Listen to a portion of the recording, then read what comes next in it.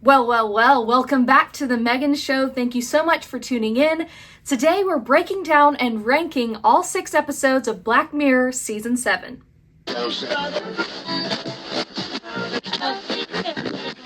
The Megan Show.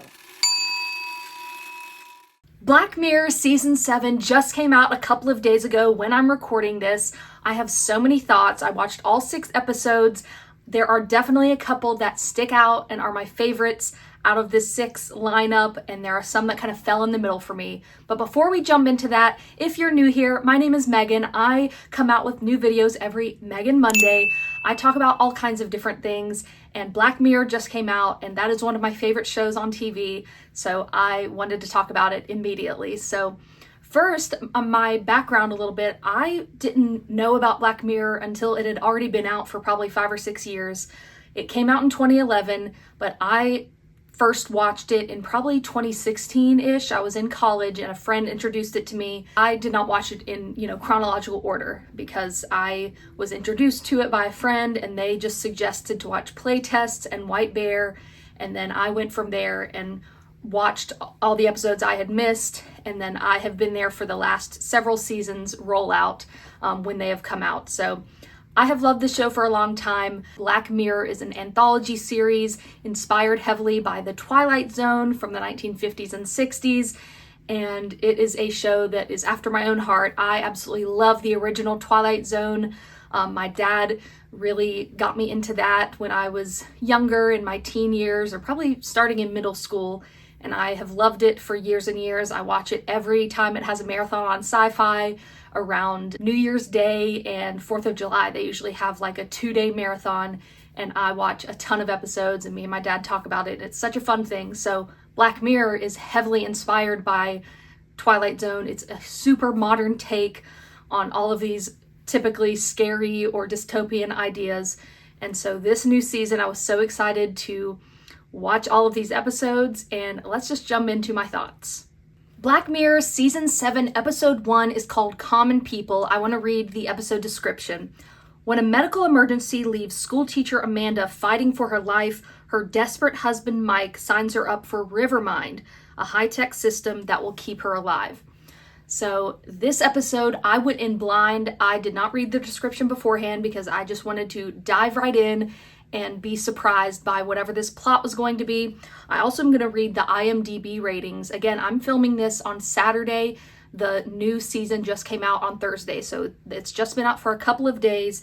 And when I looked at these ratings, it had an 8.1 out of 10 with 5,000 ratings already. So people were already buzzing about it in the first couple of days. I think it being the very first episode is why it probably had that many ratings so far, because as you'll see, some of the later episodes don't have quite as many ratings at this point yet. But just kind of a summary of some of the ratings I looked at.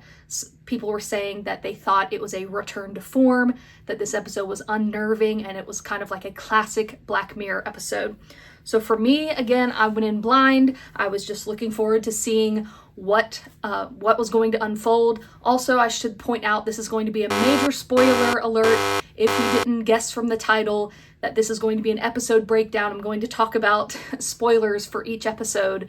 So please, if you've not watched the series yet, if you've not watched this season yet, definitely tune in to all 6 episodes of Black Mirror before you come back to this video and listen to me break down what all happened. So Common People, you've got Amanda, Rashida Jones, and you've got her husband Mike, played by Chris O'Dowd. You also have Tracee Ellis Ross playing a corporate, greedy individual who is atop this company, Rivermind, that, again, husband and wife, Mike and Amanda, get into because Amanda had this accident and her husband had to make this decision. He was approached in the hospital by Tracee's character, and she kind of talked him into this kind of subscription service that would keep Amanda alive. And what unfolds is just wild. It's a perfect example of like how these subscription services get out of hand with pricing, that there's always, these tiers that keep coming out that are just, pay more to get this much, pay more to get the next thing. And it is a stark look at how absurd that this can get. And also it shows, how desperate this husband, Mike, he gets introduced to this live stream site called like Dum Dums, I think. And boy, that was a like stark look at the way these live streamers, or at least this is my opinion anyway. Of course, this is all going to be my opinion if that wasn't already clear. So this Dum Dums live stream is like a look at how ridiculous, to me, some of this live stream stuff is. Now, I'm not in that world. I am not in the gamer world nor the streamer world of like sitting on stream and either doing nothing or doing wild things for attention, which is the way this story goes. This Dum Dum live stream is like, in the show, it has people ripping out their own teeth for money or drinking their own urine for money, and it's insane, but it plays into how Mike, the husband character, is trying to continue paying for these subscription services for his wife to stay alive. It's insane. But again, to me, I agree with a lot of the reviews that this is a classic Black Mirror kind of take. I think that it was extremely poignant with, again, how subscription services are. And it's like a funny tongue-in-cheek of like, yeah, hey, Netflix, and hey, all of these streaming services that upcharge constantly. Like, it's just a real look at how insane all of that is. And it's just like, to me, I'm like, who do the higher ups at Netflix even care or know that like these type of episodes are coming out, or do they, these like corporate conglomerates? Anyway, that's just a whole other thing. But the part in the episode where Amanda starts speaking ads, I about died. When she did that very first one, I knew that was because it was like a surprise to the audience. She all of a sudden just like starts spewing out an ad, but her character herself doesn't realize that she's doing it. And oh my God, that was such a shock and funny moment, but like crazy.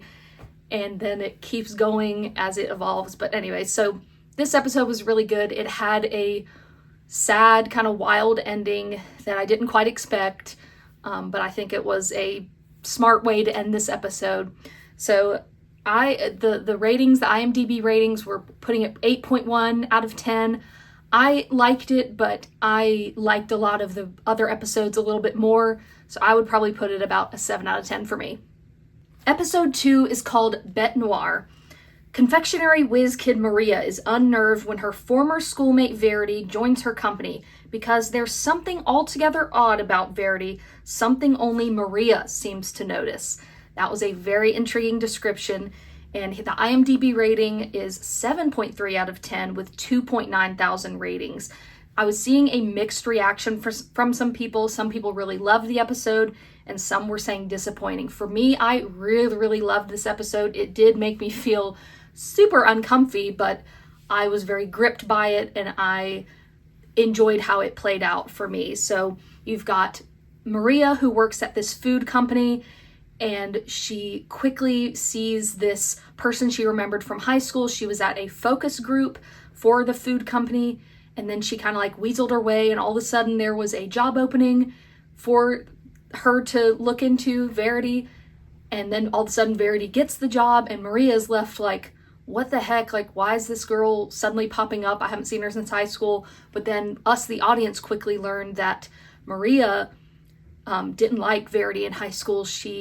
Verity was a bullied girl. They talked about her hair being crazy and that she spent a lot of time in the computer room. And there was also a rumor about her with the computer teacher, that they were potentially sleeping together. And we learn as it goes on that like Verity was very troubled by that, and Maria was on the potentially bullying side of that. So we learned that in the beginning. And so as Verity is going along, she's starting to torment Maria. And Maria, as the description says, seems to be the only person that sees a problem with Verity. Everybody around her, her boyfriend, her bosses, her coworkers, are all like, why? Just get off her back. She's not doing anything to you. And then as it goes along, Verity like gets her in trouble for a couple of things. Then there is a scene later on where one character has like, her milk keeps getting drank by someone, and she keeps being like, who is drinking my almond milk? Like, what is going on? And so towards like probably the middle or end of the episode, Verity is in the room with Maria by herself, and she drinks that milk and she's looking straight at her, and it was scary. Like, she was giving Rosamund Pike, Gone Girl, scary, creepy white woman energy. And so she downs this milk and throws it on the ground, and Maria is like practically crying because she's like, this is so creepy. And then they go into this room because the boss is like, who drank this milk? And Verity's trying to say Maria did, even though Maria watched Verity do it. So they go into this other room and look at the cameras, and in the camera view, Maria is drinking it, even though that's not what happened. And so at that moment, Maria sees that Verity is holding a necklace while she's talking. And so Maria's like, you are doing this. You're changing something to where, and so that's how it all unravels. And so then Maria goes to Verity's house, breaks in, and sees these like massive computers, and Verity catches her, and then they have a fight, and boy, the way it ends, I didn't know how it was going to end, but the way that what happens at the very end, that Maria ends out on top, I'll just say, was so wild. I thought that was a perfect ending. I was glad it was like a happy ending for our, we were rooting for our main character, and it was a wild ending with her being the Empress of the Universe at the very end, which was iconic to me. So this episode was super unnerving, like had my, stomach in knots type of feeling, but it was super interesting. I thought it was a very brilliant Black Mirror type of concept. The necklace being like a remote was kind of silly to me. I almost wish they came up with something a little bit different than just a like remote on her necklace type of thing. Thought that was a little bit odd, but the concept of her being able to change reality was wild and super good. And again, I love that we had like redemption for our main character at the very end. So I would rate this a little higher than the first episode. To me, it was very much like an 8 or 8.5 out of 10. Episode 3, Hotel Reverie. A high-tech, unusually immersive remake of a vintage British film sends Hollywood A-list star Brandy Friday into another dimension where she must stick to the script if she wants to make it home. This was my favorite episode of this season, but the IMDb rating was just 7.1 out of 10 with about 2.1 thousand reviews. It was some mixed reviews I was seeing. Some people were saying stunning and it was the best episode of television they had seen, but other people were saying that they thought it was slow. I absolutely loved this episode. I thought all three of the main characters, Issa Rae did an excellent job, Emma Corrin, their connection and love story in this was just so good and so gripping, emotional. Awkwafina plays in this episode. She did a great job with the dramatic role. I was impressed with her. I thought all three, again, were so good. This was definitely a love story. You've got Issa Rae playing Brandy, an A-list star in the modern world. She's not getting the role she wants, and she gets approached by doing this immersive like simulation where she, pops the little thingy on her temple like a lot of Black Mirror episodes do, and she's just laying there and boom, she's into the simulation.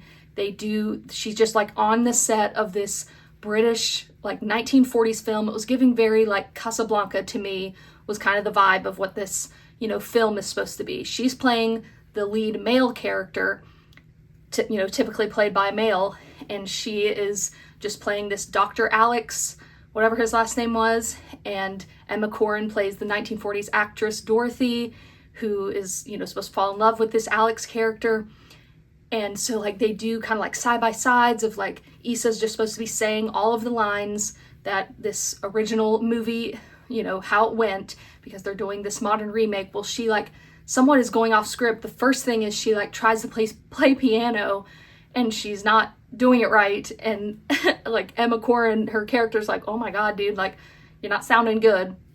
And so like they already veer off script a little bit. So then the people in the like control room where Awkwafina is in charge, they're like, oh, she's getting off script, like the romance is going down or the plot line is going down. They're like have all these monitors and they're like trying to keep it the ship going in the right direction. So as the episode unfolds, Issa gets back on and is getting the script a little bit better. They get it back on track. Well, then they get to a love scene or an attraction scene, I think they called it, where their characters are like slowly starting to like one another. Well, they get going, and the people in the control room, one of the guys spills coffee all over his computer, and it stops the simulation. So all the people in the real world are like scrambling because they can't see what's going on anymore. But for Issa Rae and Emma Corrin's characters, they are in the simulation and lights are off for them. Like, they are no longer able to communicate. Like, Issa was being able to communicate with Awkwafina this whole time. Sorry, I'm saying their real names and not their characters' names. But when the stop happened, they are just stuck in the simulation, and a ton of time passes for them. It's like 2 months of them just like living in the simulation. Everybody else is frozen. All the other Sims are literally frozen, while Brandy and Dorothy Chambers, Clara, yeah, I think her name was Clara in the movie. There's so many layers. So they're like getting to know each other. Well, then they like fall in love, and it's like this beautiful, like they've had a beautiful time together. Brandy, like her character is like telling Clara, who is Dorothy, so now all these names are making it even more confusing, but she's like telling her, girl, you're a sim, like you are not real. Dorothy in real life is dead, like.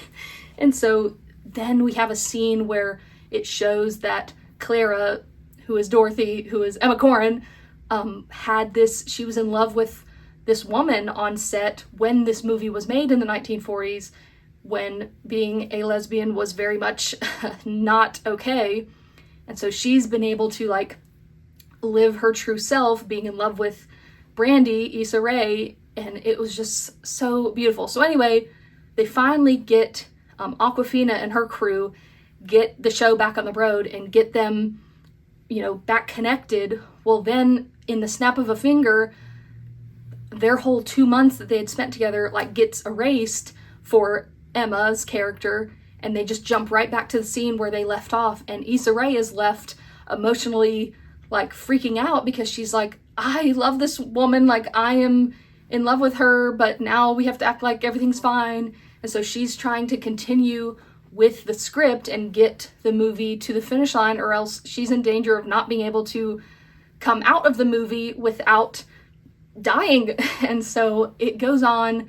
It gets towards the end. The ending of the movie didn't pan out how it was supposed to, but she like finally cries out like the final line, and she's like, Issa Rae is in tears because she's like, I don't want to leave her. But she does. She gets out of the simulation, and then there was a really cute way that they wrapped it up. Like they had kind of like a gag at the end for her to stay connected. Awkwafina sends her something in the mail in order for Issa, Brandy, to stay connected with Clara, Dorothy, Emma Corrin, and it was very, very cute in the end. I really liked how they wrapped it up with a bow at the end like that. That was like a nice way to give us kind of a little nod for that love story. It was very beautiful. I thought that this was a great episode. I absolutely loved it. I would probably give it a 9 out of 10 for me. It was definitely my favorite this season. Okay, I'm in a new scenery. As you can tell, I'm in the parking lot of a restaurant, but we had to leave, so here we are. So episode 4 is called Plaything. Here's the description. In a near-future London, an eccentric murder suspect is linked to an unusual video game from the 1990s, a game populated by cute, evolving artificial life forms. So this one was very crazy, as all of them are, but this one was a video game-centric episode, and we see the return of Will Poulter's character, Colin, from Bandersnatch. That was several years ago. We see a tie-in of his character. He is a video game developer, as he was in Bandersnatch, and as it relates to this episode. So we see this older man get captured by police in the beginning, and he gets taken in for questioning about a murder that happened. And so then he goes into this whole backstory of when he was in the 90s, he was a 20-something, and he worked for this video game company writing reviews for video games. Well, he had this new one to check out that was created by Will Poulter, Colin, and it was called Thronglets. And it was these tiny little creatures that their language was like sounds. It was like beep, beep, beep, beep is how they made these sounds. So the main character stole the entire video game from Colin and uploaded it to his computer and starts playing it, and he just gets engrossed by it. He also starts taking acid, and he thinks he is understanding their language. Like, he thinks the little tiny characters are speaking to him and that he understands what they're saying, so he's like writing all this stuff down. Well, he becomes just fully engrossed by it. His whole life turns into caring about this video game. He gets more and more power, like computer power, to let these little thronglets thrive. Then we see this character who he did kill. He killed this guy who was like staying with him, and he started messing with the video game and started killing the little thronglets. And so our main character goes crazy on him, strangles him, and definitely kills him. And so as it goes on, we're still in the interrogation room, and he is like talking all this nonsense, like kind of really, really heady, like stuff that was going over my head, kind of like with, you know, like a singularity and this, that he was just explaining all these crazy things. And so anyways, as it ends, he needs a pen and paper to draw out what ends up being like a QR code. He holds it up to the cameras, and the video game just takes over and pretty much kills everybody. And it was completely insane. Again, I think people that love video games would really, really love this episode. It was not for me. The concept, I understood what was going on, but it was just not my type of episode. So for me, I would rate it probably a 5 out of 10. So it's kind of lower on my list, but it was a good episode overall.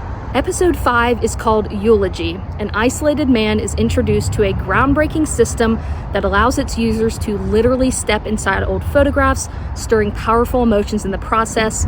This one is rated 8.1 out of 10 with about 2.4 thousand ratings so far. A lot of people saying they absolutely loved Paul Giamatti's performance. He is the star of this episode and really does a great job. It was a super emotional episode. I really liked how they did the whole visuals of stepping inside of these photographs, where like some details will be blurred out because he couldn't remember, you know, what someone's face looked like. The whole time he's trying to remember Carol's face, the woman he loved. The whole time he's trying to remember Carol, and also he's like explaining to the guide that he's talking to that they just had a horrible breakup and that she was in the wrong. And so as it's going on, the guide, I'm thinking, oh, that the guide is probably Carol's image, like that's who it definitely is. Well, as the story unfolds, it ends out that the guide is her daughter, but then her daughter is not even his. So like for 1 second I was like, oh my gosh, this is his long lost daughter. No, it ends out that Carol had an affair with someone. And then there is a note at the very end that is so heartbreaking that the main character Phil did not see at the time, and it's so sad. Very heartbreaking ending. This episode was super emotional. I liked it, but I think I put it a little bit lower on my ranking when I'll talk about that in just a few moments. Again, it was a good episode. I just liked a few of the episodes a little bit more. Episode 6 was the USS Callister continuation called USS Callister Into Infinity. Robert Daly is dead, but now the crew of the USS Callister, led by Captain Nanette Cole, are stranded in an infinite virtual universe fighting for survival against 30 million players. So this one had an 8.4 out of 10 rating on IMDb with about 2,000 reviews. Of course, this is the most highly anticipated one, being the first ever sequel to an episode. And so I had a lot of expectations about this one. I wasn't sure how they were going to live up to the first one, first USS Callister with Jesse Plemons. The first one a couple of years ago was very, very good. It's kind of like a riff on Star Trek. Robert Daly is the Jesse character, is this video game developer. There's also his like right-hand man, the CEO of the company, who is James Walton. And he's kind of like the rich guy that's like mean, and Robert Daly was like the nerd that created the video game. So in this sequel, we see Nanette and the rest of the characters in the video game. They're like fighting real people that play the video game and like trying to steal their credits so they can like keep on in this universe. Well, there's also much more play with their real people, you know, in real lives. This episode is all about like, you know, their consciousness is in the game, but they also exist in the real world still. So I thought that, you know, concept was interesting about the first one. Their real selves and their video game selves, and they even collide, and then there's like multiple Nanettes and multiple James Waltons. Anyway, I thought they did a good job with this continuation. I don't think it lived up to the hype of the first one as much for me. I think it was a good sequel. A lot of people in the reviews were saying that calling it like a worthy sequel.